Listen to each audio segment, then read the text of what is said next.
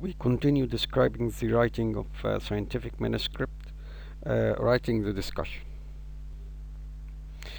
The main objectives of your discussion is to explain and justify the meaning of your results. In other words, what do these findings mean? So the discussion is actually a logical argument. When prepared to write the discussion should go through the literature of the last 10 years unless you need to refer to a citations for a historical technique dating several years ago. And the discussion should pass through many drafts. You have to write and write and write many drafts to establish the final discussion. And the discussion should be implemented and written by all the co-authors. It's better than written by single author. So again, discussion is actually interpretation and justification of the result. Therefore, some questions should be answered while you are writing the discussion. Are the results statistically significant? And are your results clinically significant? Your results may be statistically insignificant, but indeed it's clinically significant. So you have to report this in the discussion section. And always give possible realistic justifications for these results and state what the previous studies concluded about the topic, and is your study is in accordance with the previous studies, and if not, justify this contradiction. Also important to state a short statement about the study strengths, points and study limitations, and also states does the study add to the current knowledge or not. Finally, states the implications of your studies on clinical practice and future research with a final conclusion.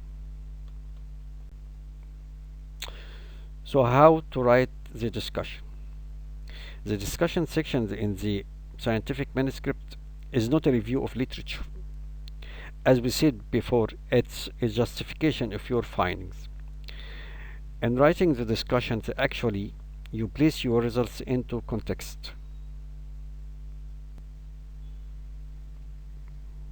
So, how to write the discussion? Start with a very short paragraph describing the main findings and to give the reader a quick orientation. And next, define your model and explain the rationales for your methodology.